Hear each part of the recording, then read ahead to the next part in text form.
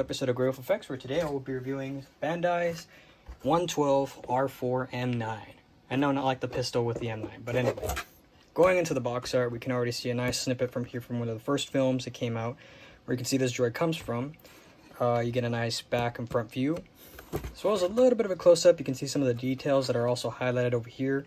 You can see that it even has like the textured wheels and then everything like that was supposed to have.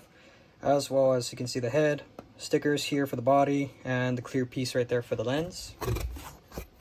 Other side, you get a nice top view. You get a nice like bird's eye view. You get yourself the front, back when he's just like a regular. And you get a side view. You can see all the details there, and then just on the display base. That's pretty much it for that.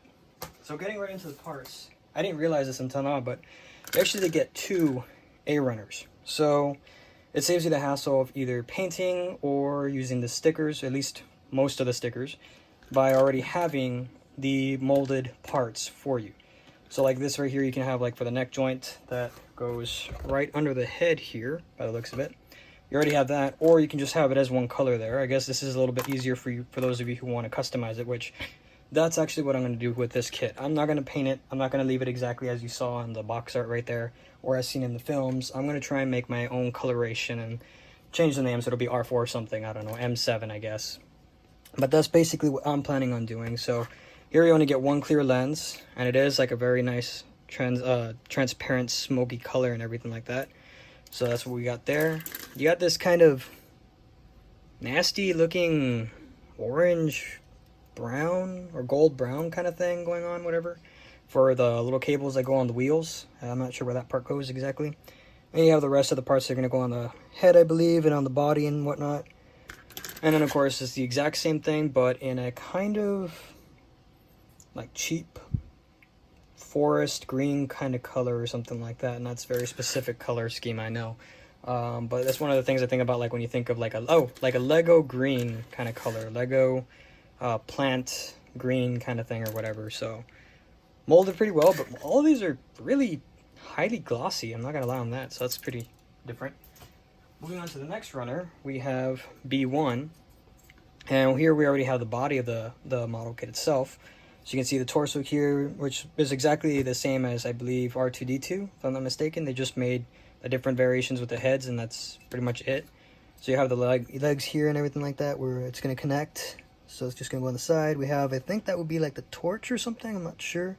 Some extra lenses or parts that are going to go around in the inside, I think. I'm not sure exactly yet, or 100% certain yet. Here we already have the two parts for the wheels in the front, two parts for the wheels on the sides. And then you can have the bottom base here like that. You can see that there's the wheels already molded in. They don't actually rotate, so I mean, that's okay, I guess. It's not like you're going to be rolling it around or anything.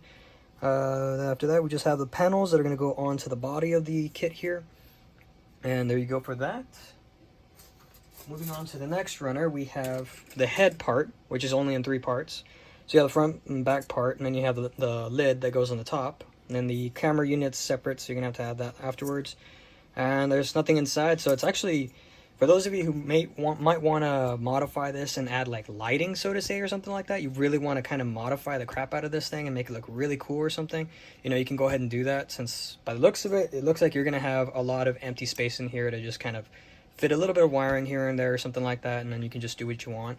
I'm kind of thinking about doing that, maybe buying me one of those LED units that they put on the gunpla kits. It's very nice, small and everything like that. Maybe just make a little housing fitted in there and just run a little bit of like some fiber optics inside or something like that, and just have it kind of glow up a little bit for whenever I want to have it lit or something like that. But that's for that. So it's got some good texture. Again, it's also in a really glossy kind of look. So there's that. Moving on to the next, actually I believe one of the final runners, we have the silver parts. And interesting enough, we even get part of the R2 unit here too. So we get like the part of the head there. You even get his little radio antenna thing where he's going to radio in for backup or something like that, or send out a signal. We get a nice cool little saw here that also is textured. You can't really, I don't know if you can see it very well. Yeah, you can kind of see it. It does have some good texture, and it's even like in a specific direction. It's just not just sticking out or anything like that. On this side, you can definitely see it for sure, like it's all there. So when you're cutting this out, make sure you cut it out carefully, because it's just on the top part of there. So just carefully cut that out if you want to preserve all the extra little details there. Now this is molded in a kind of the classic little injected silver that just doesn't look really cool. R2 head unit does look pretty nice though, at least in terms of how it was molded, you know, how it came out and everything like that. Rest of the other parts here though, it's not too great though, so that's just kind of like a little but I mean, that's, other than that, it's still pretty good. You get the rest of the parts here. I believe this is for the arm joint, whatever, where it's going to swivel and everything like that. You got part of the vents here and everything. Other vents there. I think this might have been like a fan or something. I'm not sure, for the original like mech itself when they built it and everything like that. Here you have like a little pinching kind of thing. You have the taser. You have that little hack tool or whatever it's called. The one that basically they can just plug it in. They can control whatever they want or something, do things that they need. And this part, I believe, is the part that connects the saw. I'm not sure about what the other extra parts are here for. This part here is for the R2 unit, I'm pretty sure. I've never actually built the kit, so I don't really know, but just going off the design, I'm pretty sure that it is. And that's where you can get all the extra little doohickeys that go around there and everything like that. Maybe you can put in Anakin Skywalker's lightsaber there as well.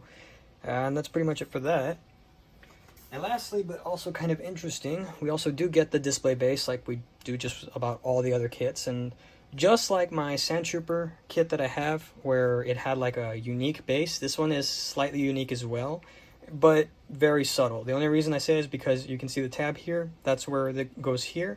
On the other side, usually has like something on there to help it really like anchor it down so it doesn't really move around. So it's pretty much like a nice solid base. On this side, it's just flat.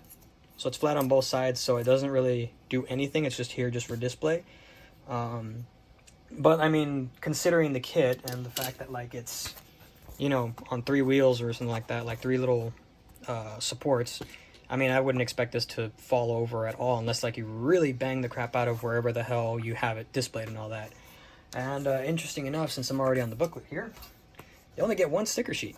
You don't get a water slide or anything. So I was actually kind of like, hey, that's kind of unique or different. Usually with all the other kits, at least the ones that I've purchased so far, you get a sticker sheet and you get a water slide decals. But I guess by the looks of it, there's just too much. So maybe Bandai just wanted to cut corners and not spend too much by having too much the sticker and then the water slide printed out the same way or anything like that. So I guess that's probably one of the things they wanted to do. Personally, it's fine by me. I mean, I'm not going to use these stickers. 1, I don't like the stickers, period. And 2, I'm not going to use it at all because, as I said before, I am going to custom paint this myself. I'm going to probably try and see if I can modify it too, do some little things here and there or whatever. We'll see on that. Just a standard booklet, same thing, just opens up. Make sure you do check all the parts here, and it actually, that's a first. I've never seen that before. Usually they have little X's here to tell you you're not going to need these parts or anything like that. But here, by the looks of it, I think I'm not sure. I guess this is like to highlight the sections that say you're not going to need that, I suppose. I'm not really sure. But yeah, so here we just have the assembly, very simple. Even shows you a nice diagram, so I'm happy with that also. It shows you where you're going to be putting all the little parts there, the little arms and tools that are going to be going, where they go and everything like that. Should you have it displayed with everything popping out like it's spazzing out or trying to scare somebody, I don't know. And then just the simple, basic, how to put it on the base and everything like that, how it works and functions and everything. So that's pretty good. And the good thing is also, this is articulated in terms of the wheel actually coming down. So that is actually pretty nice. You just have to pop up the head and just like press it down and then it'll pop down. So that's pretty cool there. And that's pretty much about it. All there is to it. So on the next video, it's going to be a custom. By the way, I also still need to do a review on my Sandtrooper kit, which I guess might as well just do a little brief film. This is pretty much what I did with it. And in the next video, I will be reviewing this custom that I made already. And in the following custom video, hopefully, it'll be this one when it's done. So, as always, you'll have a good one, outstanding day and everything, outstanding week. Be careful out there, stay healthy and stay safe. And this is Lone Wolf, signing out.